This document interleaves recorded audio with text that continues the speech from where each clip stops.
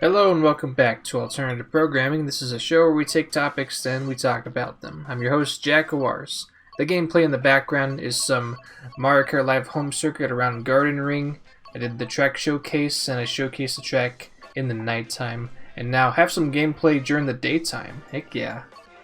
And so, we're going to be transitioning. Well, I had the track showcase up an hour right before the Nintendo Direct for E3 2021, and that's our topic for today, giving you my takeaways from E3, and especially Nintendo after their showcase I'm looking at my calendar here, last Tuesday.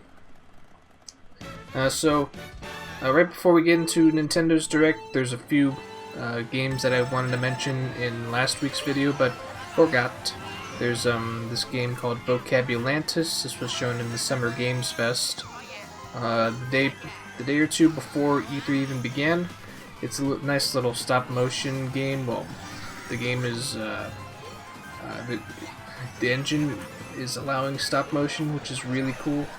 I mentioned it. I think I might have already mentioned this, but just in case if I didn't. But I'm interested in the game. This looks like well, I don't want to say the game's gonna perform like, say, a PS1 game, but honestly, it's got all the right charms from the PlayStation 1 era, and that could be a very underrated gem when it comes out. Vocabulantis.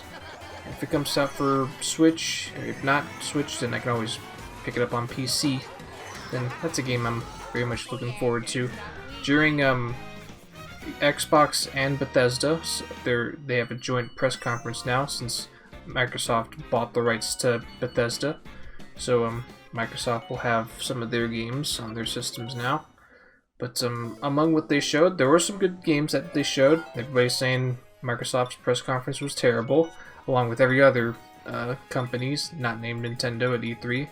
But if there's a second place to Nintendo at this year's E3, it's got to be Microsoft, because they did the one thing that you're supposed to do at E3, and that's show games. And that's exactly what Microsoft did. And a few of those games, they showed another another teaser trailer for Starfield. We knew about this game since maybe 2018 E3 when they first showed their first reveal. They just showed a title reveal trailer, and then this year they showed us some cutscenes. Didn't really feel like they showed any gameplay, but we're getting more of it. It's a nice space exploration game. I hope they take what Ubisoft did with Starlink and just amp it up by times 11, and it's going to be a real immersive space game, kind of like No Man's Sky. I really hope that it learns from that game's mistakes, and let's have a good release day one, because that's what's gonna make or break sales for games nowadays. Is if you get them right on day one. Don't rush the game out and then fix it later. At least I'm not gonna deal with that. I'm not gonna buy games that are gonna be like that. So hoping for the best for Starfield. That's a game I'm looking forward to, and if it does good, if it's releasing good, then I gotta pick that one up.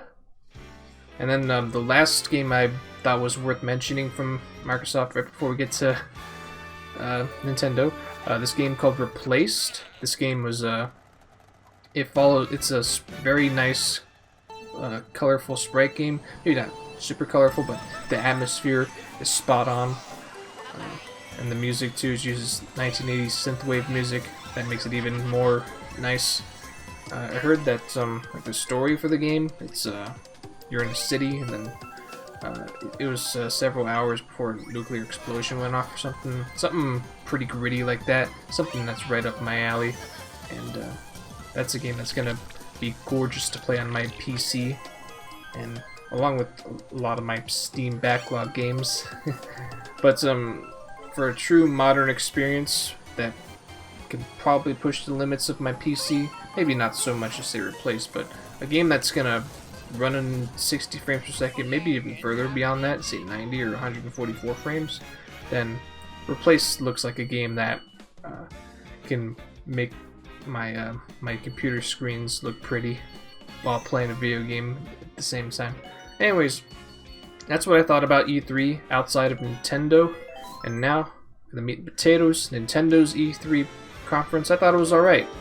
I mean, there was the E3 showings back in 2009 where they came out and threw out Mario and Luigi Bowser's Inside Story, New Super Mario Bros. Wii, and Super Mario Galaxy 2 all in the same direct, all in the same year. I don't think Nintendo will ever top an E3 like that.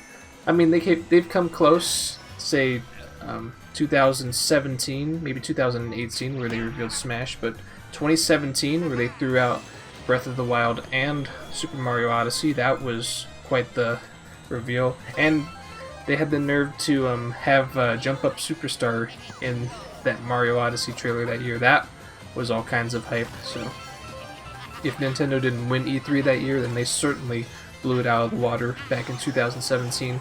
And with everyone else's presentations, I guess you can say Nintendo has won again by default this year, because they did come out with some games too. For one, they started things off as expected with the next character reveal. We got Kazuya from the Tekken series. He's going to be just like Ryu and Terry, a very combo-oriented fighter. He's going to have the same movements, I take it too, where he's always going to be facing the enemy, unless if it's a free-for-all. The biggest thing I'm most interested about Kazuya is that 10-hit combo. I feel there's going to be a lot of ludicrous stuff you can pull off that ends with that attack. So that's going to be all kinds of interesting. But am I super excited for the character? Well, maybe not as, say, Kevin or some of the other members in the Game Master guys, but he's alright. I'll definitely get my reps in with him when he comes out. Just like, say, Terry Bogard.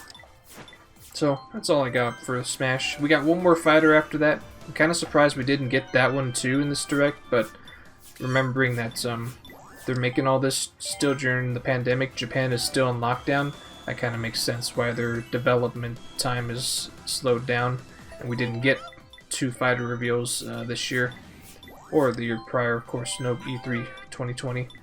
But no pandemic, they've always given us 2 fighters in one E3 direct. So that's all. There's that.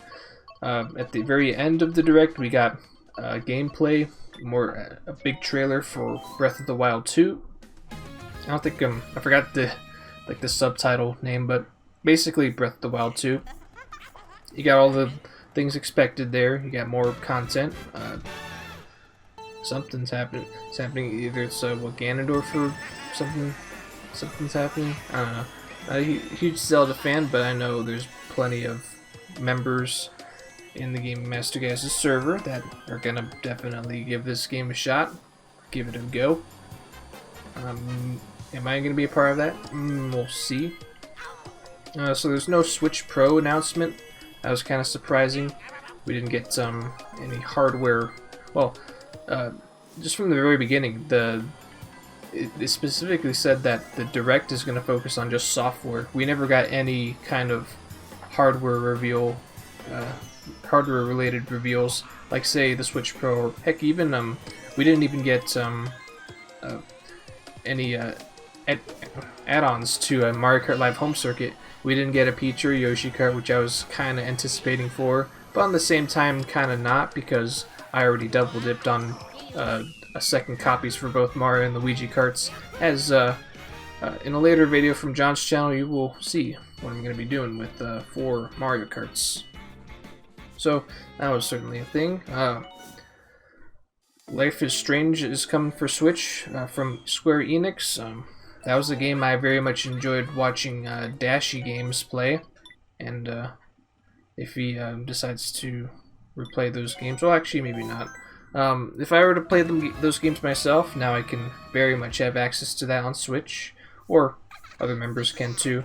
I mean, I could probably play the game on PC instead and get better performance off of that. The thing with ports is, if you have, unless if the Switch is your best machine to be able to run those games, then yeah, by all means play those games on the Switch. But if you're like me, and say if you have a PS4 or a PC, then just play them there. Even though If it's a multiplayer game, then you're not going to be able to play with friends, assuming that it doesn't have cross-platform support. And then I think the biggest game that caught my eye in this whole direct is Mario Party Superstars.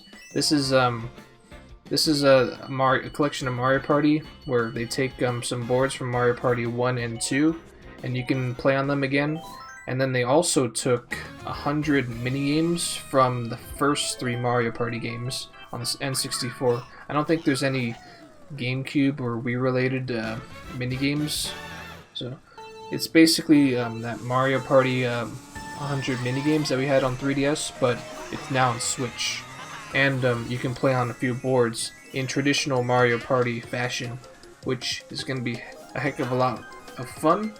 This is Nintendo's way of saying, oh, you guys are playing Mario Party with ROMs on the Dolphin and the Project 64 emulators, and you're doing it online through Parsec? Well, we're going to re-release those ourselves, and you guys can play just that, but on our system, and you can do it officially. So, definitely excited for Mario Party Superstars. I think for once in a rare time, I think I'll actually pick up a Mario Party game, because I bought Mario Party 2 on Wii Shop Channel, and then I got Mario Party 8 as a birthday present. So I'm gonna look forward to being able to play Mario Party Superstars. That's gonna be great. Play on them old maps, and then a good chunk of that middle portion of the Nintendo Directs that not nearly as many people are huge fans of. This is where I guess you can say Nintendo throws out the shovelware. More so, just third-party games that are also coming to Switch. A lot of these games that they mentioned in this middle part of the Direct, we've already known about. Like, say, Guardians of the Galaxy, Monster Hunter, Just Dance 2022, Mario and Rabbids Spark of Hope, Dragon's Ball P, Kakakarikate, that game. We've already known about some of these games, whether it be a previous trailer or a different company's press conference this year. But yeah, those are good. Those are going to be games that I'm hoping that the Guardians of the Galaxy. I'm not too thrilled about the character models and the voice actors for the Guardians themselves. I think they're definitely a step down. Just the budget, Chris Pratt and Bradley Cooper and the what was her Zenyatta? No, that's not. That's the girl that dates Spider-Man. Zen, the actress for Gamora. Yeah, just lesser versions of those actors are just brought in to portray the Guardians of the Galaxy in the games. It's the one big complaint I had with the Avengers game too. But hopefully, the XP grind cycle. That's not the right term, but that thing is more engaging than what we had in the Avengers, I just hope that this Guardians of the Galaxy game is more engaging in general than what we had in the Avengers game. If this game can accomplish that, then I'm pretty sure the player base retention is gonna survive a lot longer, because with the Avengers game, oh boy, it only took a few months and then everybody dropped the game. It became one of those games that we bought but didn't play. Kind of a disturbing trend that we see nowadays in gaming. But yeah, all those games, yeah, sure. But I'm probably not going to pick up any of those games. Maybe if there is one that I pick up, it's got to be Mario Rabbids Spark of Hope. That's looking very nice. Although I gotta play that. And then the first game, I thought I saw it was on sale for $15, which is kind of the steal, because first game was held in high regards as being a masterpiece. But oh wait, no, I forgot one game. There's one more game that got revealed this year's E3 from Nintendo. It's Metroid Dread, and this is coming from somebody that I've never played a Metroid game, and even I can tell you that this game is looking very, very good. This is a game that's shown a lot of promise, and this is also a game that took quite a while to finally be in this stage of development. Like, it's been an idea for years. We're talking the same back in the days of the GameCube and the Game Boy Advance. back when they were making Metroid Fusion. That's how long it took for this game to finally get developed. But you're Samus, of course, and you're getting chased by this robot. It looks like a Spider GLaDOS robot thing, and basically it's just stalking you the whole game, kind of like Resident Evil, with Mr. X chasing you around. And yeah, so that means the robot catches Samus, it's game over unless if you can shake out or do some crazy jukes and slide underneath the legs, which is very cool. I heard also that the game's being designed so that way newcomers if this is your first Metroid game, then it's designed for newcomers such as myself. If I choose to, they can have an easy time playing the game. That's a good thing to do. I think I want to have Gerald walk me through my first time playing Metroid, maybe through a Super Metroid or some other Metroid game, before Dread comes out. Which, crazy thing about this is they revealed the game, and then for the release date, it's coming out just next October. So we're not even gonna wait until 2022. It's coming out later this fall of this year. Crazy to think. Same goes with the Mario Rabbids Spark of Hope. It's also coming out. So that's all I got for E3 from Nintendo post E3. We got some good games, not too many as I was maybe hoping for, but regardless, if we didn't get games or not, on one hand we get a lot of games and that's hell for my wallet, trying to save up for all those monies. But on the other hand, which I feel like we got more instead, we didn't get too many games, probably because pandemic, Japan's still dealing with coronavirus, still have yet to get their vaccines out, and then going back to regular business. But yeah, we're in the cycle where not too many games got announced for me to save up, so my wallet can breathe a sigh of relief. I can be happy knowing that I'm probably not gonna abuse the wallet this holiday. But for certain, there's gonna be a few games that are gonna come out this holiday that are gonna be worth my investment. So thank you for watching this installment of Alternative Programming. Next time, we're gonna be going back to the retrospectives. What do we got for next week? And that'll finally be my Mega Man franchise retrospective. Heck yeah. Look forward to that. I'll catch you next time. Have a good day.